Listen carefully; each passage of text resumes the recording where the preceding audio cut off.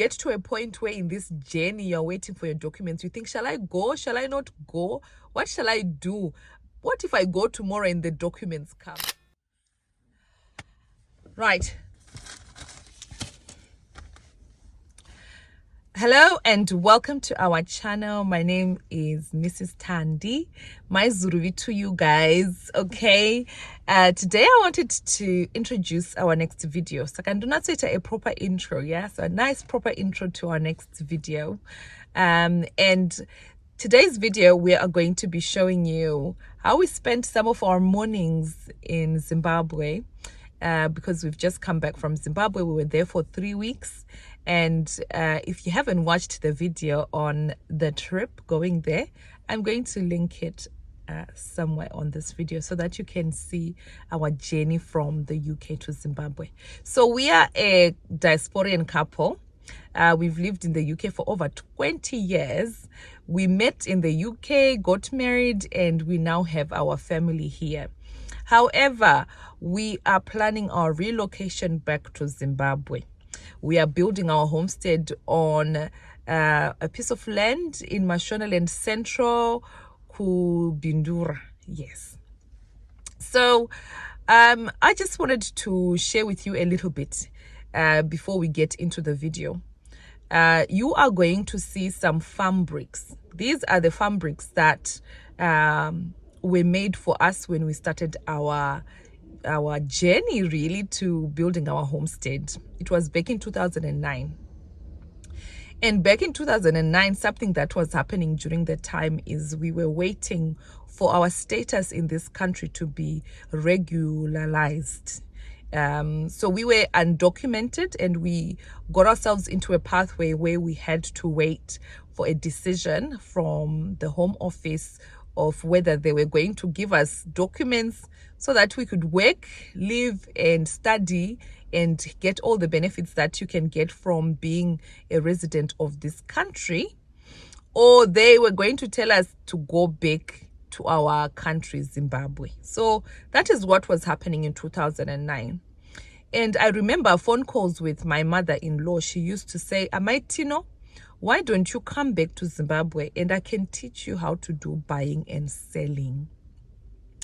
She used to talk to us a lot about returning back home because she felt that we were wasting away here, waiting and sitting and doing nothing, when actually we were young people full of strength, and those were the best years of our life.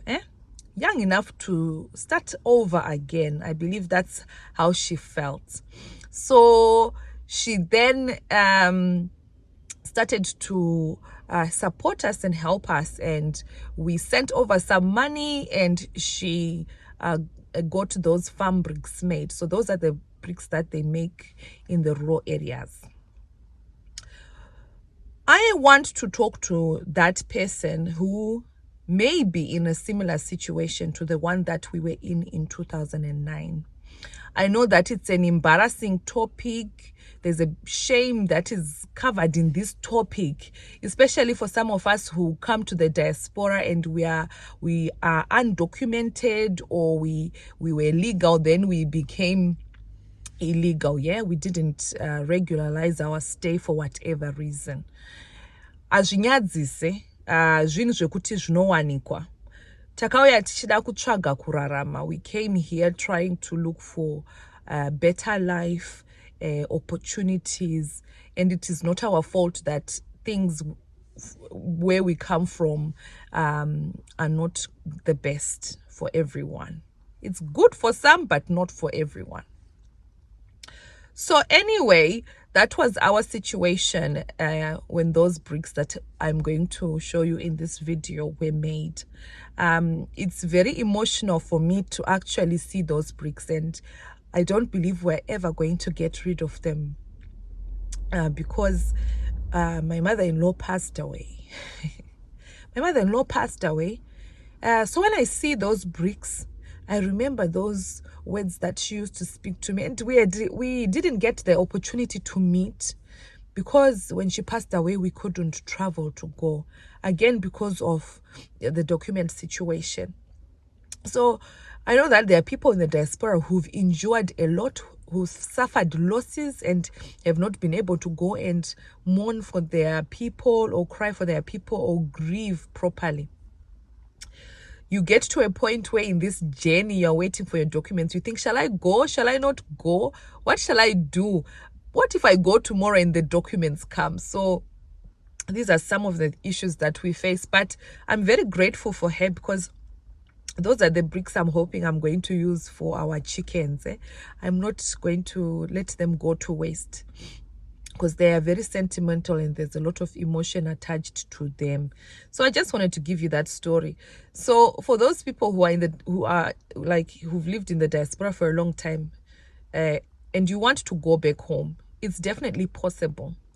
It's definitely doable, and we are sharing our journey with you to, inspire, to motivate you, and for you to also think, okay, what can I do in order for me to make life easy for me when I do make that journey to return back home. Okay, so yeah, that's all I wanted to say, and I hope you enjoyed the video, and please could you share this video with people you feel would benefit from it. Can you also leave a like, a thumbs up, that little thumbs up. And if you haven't subscribed, because I know some people are watching our videos and they haven't subscribed, please can you hit that subscription button and it will give you a notification when we post our videos. We haven't settled on a schedule yet, but very soon we will. So I hope you enjoyed this video and I shall see you in the next one. Thank you so much for being part of this community.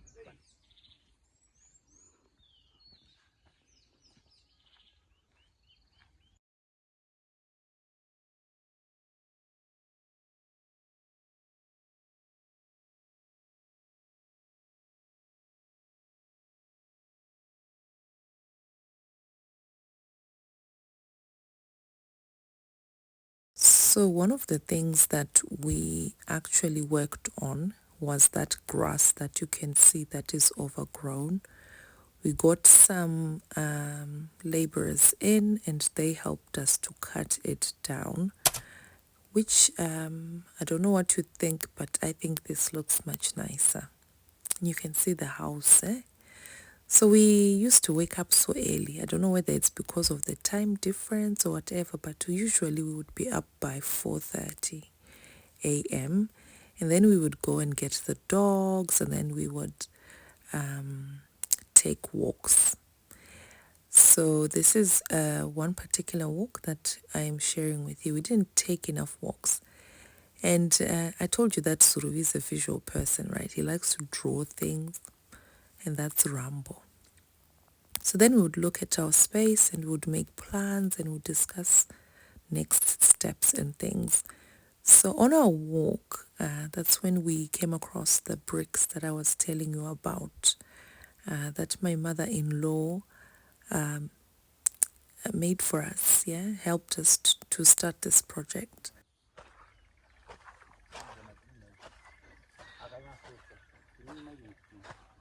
They've been done a long time ago when Gogo was still around, right? And like kana buruedi kana achija zvekukandwa pasi zvingopupunyuka zvakaitwa kare kare. Rock solid, rock solid. They were fired up all right. Fired all right. There's this.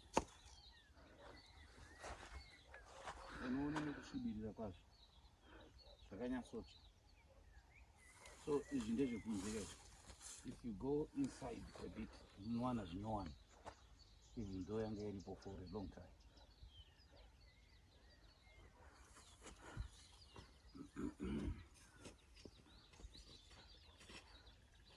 Then under the tree, here's another one. There's another one here.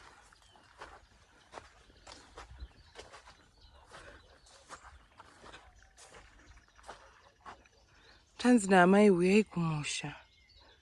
Yeah. Uyai kumusha. So another challenge that we have is people coming into these pieces of land. This particular one is owned by my father-in-law, and people have been coming and cutting down the trees in there for firewood. So we were assessing the damage, and later on in the week, we went to actually collect that firewood they had left behind.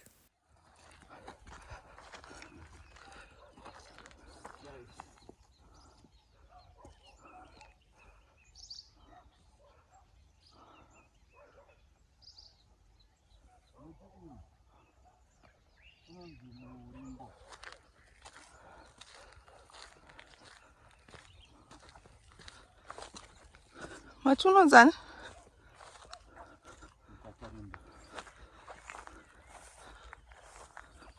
What you would come to do here is you cut here, make a small cut, and then put your cup here, and then this milky stuff will drip into your cup. Unogadiswa namo, nozanamo, ubatira shiri. Which is why you see it in my cuts. People have been collecting urimbo from here. These cuts. This one and that one there. And then you'd collect your namo juice, and then you'd go home, make a fire, put a bit of what do you call it?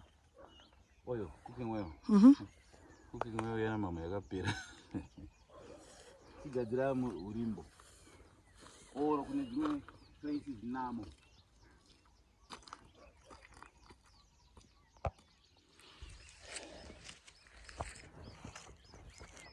There's your house. Nobody get on me too. Oh yeah.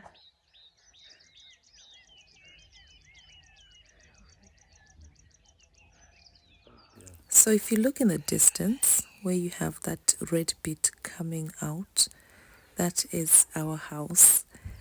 And it was just beautiful to sit and enjoy everything that you can see here. For us guys, this is the good life. This is why we call this channel the Tandis Living the Good Life.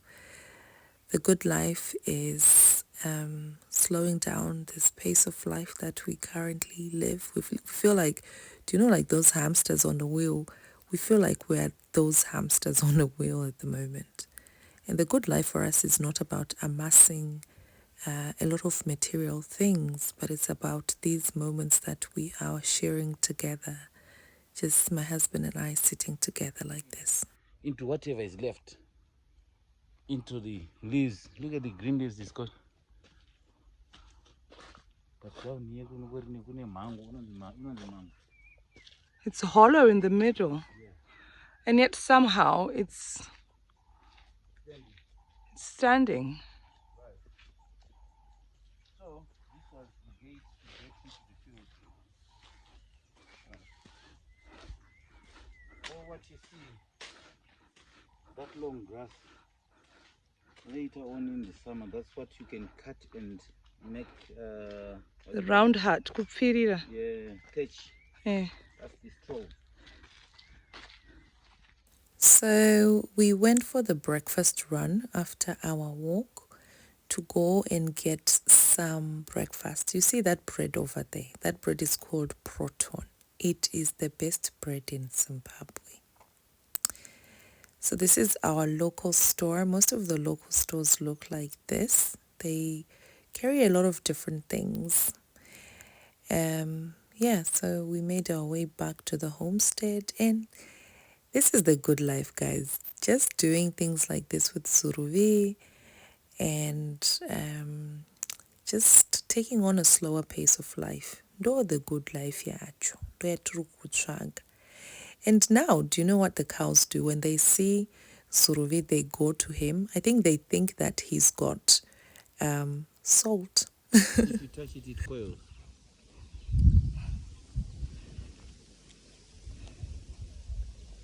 You want me to?